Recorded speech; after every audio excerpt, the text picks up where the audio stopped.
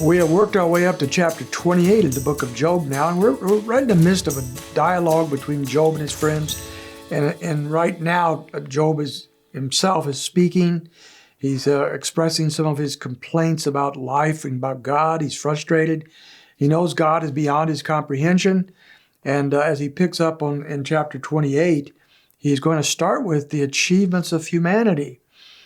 He recognizes that the human creature is far superior to anything else in any other being, any other creation that he can see because of all of his accomplishments, and yet he is limited. And this is where Job is frustrated. He sees the accomplishments of humanity, but he's limited. You and I should somehow understand this as well and grasp this. We look around us and see the massive amount of accomplishments technologically and so forth in our world, scientifically, medically, all these things that humanity has been able to accomplish, and yet we come to the end of our self at some point. There's Job. He is coming to the end of his self. So let's take a look, first of all, at what he thinks man has accomplished.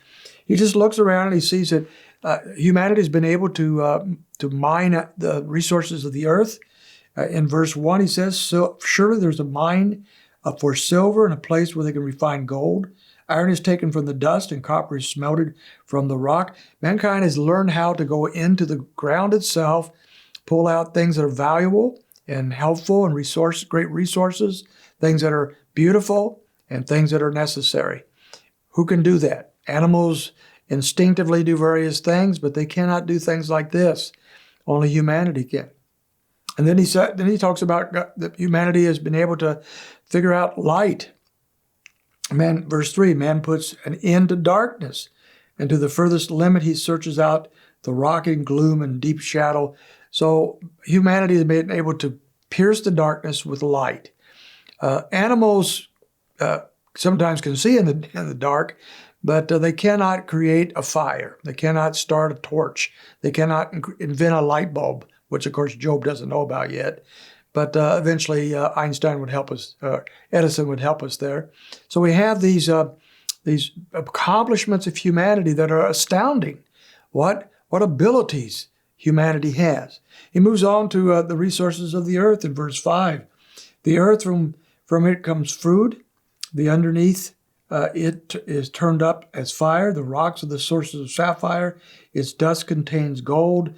So the resources of the earth we've been able to turn into benefits for ourselves. And on top of that, we have these marvelous ways of using water for our benefit. In verse 10, he says, he hews out channels through the rocks, and his eye sees anything precious. He dams up the streams from flowing, and what is hidden he brings out to the light. We're able to take water and turn it into a means of power and reservoirs and various things, lakes, all these things that we need to sustain life. What a marvelous thing humanity is. What creative abilities and they've been able to accomplish. But we're at the limit of ourselves now, and Job gets to that in verse 12 when he says, "But where can wisdom be found? And where is the place of understanding?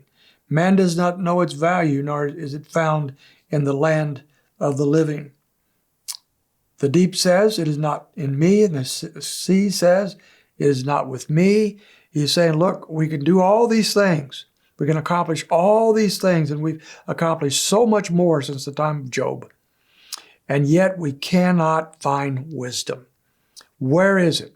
That's an age-old question. Where is the wisdom to guide us properly with all the great things that we can do? Look at the mess our world is in.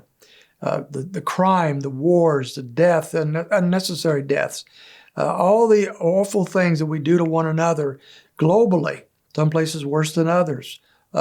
Where is the wisdom that should guide humanity to live properly and as it should be?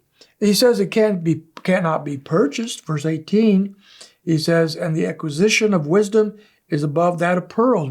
There's nothing, wisdom is priceless, and nothing we can do can purchase wisdom for us.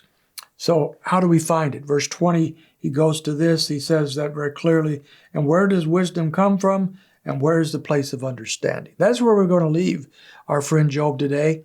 He realizes humanity can do marvelous things, and yet he is limited, and he can't seem to find wisdom, and he can't seem to live by wisdom. Is there any hope for us in a world like this?